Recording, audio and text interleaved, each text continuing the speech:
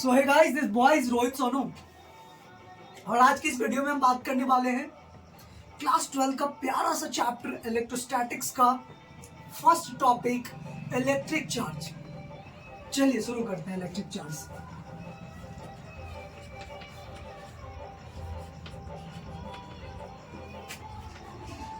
अच्छा, हम बात कर रहे हैं इलेक्ट्रिक चार्ज। तो सबसे पहले जानते हैं कि क्या होता है electric charge.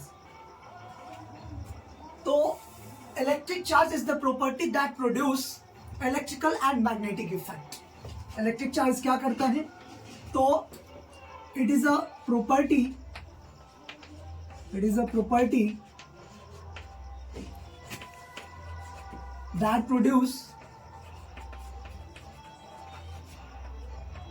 that produce electrical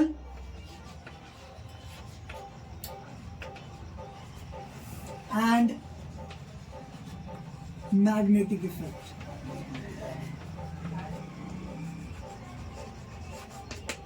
ठीक है, it is a property that produces electrical and magnetic effect. ठीक है, ये तो हो गया भाई कि भाई इलेक्ट्रिक चार्ज है तो क्या प्रोड्यूस करेगा? इलेक्ट्रिकल इफेक्ट और मैग्नेटिक इफेक्ट। अब इलेक्ट्रिक चार्ज इलेक्ट्रिक इफेक्ट का प्रोड्यूस करता है और इलेक्ट्रिक चार्ज मैग्नेटिक इफेक्ट का प्रोड्यूस करता है। ठीक है, और इलेक्ट्रिक चार्ज से क्या क्या हो सकता है, कितने प्रकार के होते हैं, इसके टाइप्स, फलाना ढिकाना, जितने भी चीजें सब एक एक करके हम लोग बात कर लेते हैं। ठीक है, तो चलिए स्टार्ट करते हैं। सबसे पहले हम लोग इलेक्ट्रिक चार्ज को क्यू से रिप्रेजेंट करते हैं। क्या चीज से रिप्रेजेंट करते हैं? क्यू से रिप्रेजेंट करते हैं। ठीक है, तो देखो इलेक्ट्रिक चार्ज क्या होता है। तो आप लोग करंट का फॉर्मूला जानते होंगे, I is equal to Q upon T होता है। क्या होता है? I is equal to Q upon T होता है। तो Q बराबर क्या होता है? I into T. I क्या है भाई? तो इलेक्ट्रिक चार्ज है। T क्या है? टाइम है।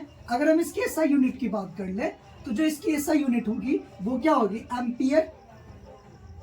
एम्पियर इंटू क्या? टाइम का क्या होता है? सेकेंड। तो इसकी SI यूनिट बन गए ampere into second. SI unit ampere गुना सेकेंड। ठीक है, अब इसकी अगर हम बात करें कि स्टैंडर्ड यूनिट की, तो उसका होता है कूलॉम। क्या होता है जी? कूलॉम, जिसे हम लोग क्या चीज से रिप्रेजेंट करते हैं? C से रिप्रेजेंट करते हैं। ठीक है, अब इसकी अगर हम बात करें डायमेंशन की, किसकी बात करें?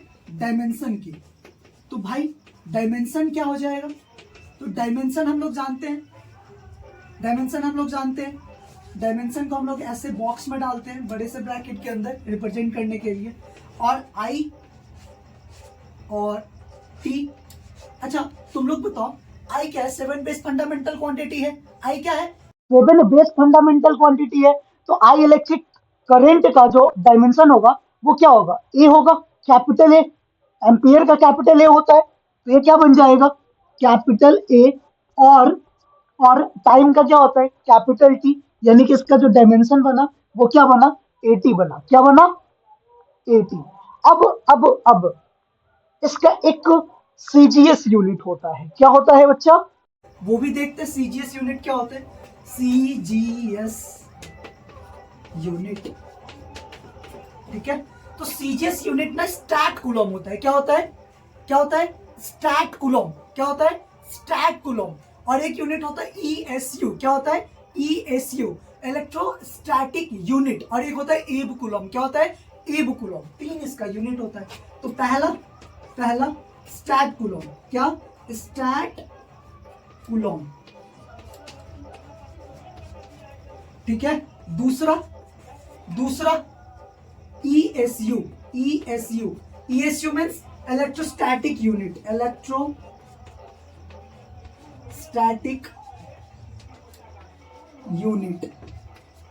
ठीक है, एंड व्हाट? एब कूलम। ये जो हम सब बता रहे हैं वो पूरा ही VBI है आपकी किसी भी स्टेट बोर्ड एग्जाम के अंदर, चाहे बिहार का हो, चाहे यूपी का हो, चाहे हरियाणा का हो, चाहे MP का हो, चाहे राजस्थान का हो, किसी भी स्टेट के अंदर अगर आप फिजिक्स क्लास 12th बोर्ड का एग्जाम देते हैं तो ये सारी बातें वहां पूछेंगी ही पूछेंगी। और कॉम्पिटिटिव एग्जाम के अंदर भी इस फिजिक्स का बहुत बड़ा रोल है। ठीक है, तो आपको फील हो रहा होगा, भी मजा आ रहा होगा। अगर मजा आ रहा है इस वीडियो को जरूर शेयर करेंगे आप लोग। ठीक है, अब चलिए ये तो हम जानेंगे कि भाई ये क्या क्या होता है। अब हम लोग क्या जानेंगे, एसआई यूनिट और सीजीएस यूनिट में रिलेशन भी जानेंगे। एसआई यूनिट और सीजीएस यूनिट में रिलेशन। वीडियो पॉज करो।